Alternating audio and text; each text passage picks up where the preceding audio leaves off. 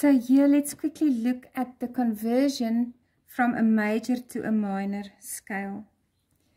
So, from the C major to its relevant minor, which is A minor, small a, you take the following spellings.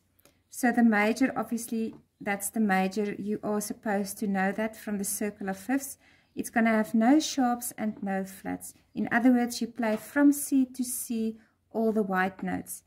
Now, to convert this major to its relevant minor, the natural minor, or the melodic minor downwards, you are going to use exactly the same notes as the major. The only difference is instead of starting and stopping at the C, you will start and end on the A. Then the harmonic minor, you convert it by taking the major, the C major. So the harmonic A minor is the C major, which is the relevant major, and a sharp 7th scale degree. Then the melodic minor upwards, you convert the major. So the A melodic minor upwards is the C major with a sharp 6 and the sharp 7.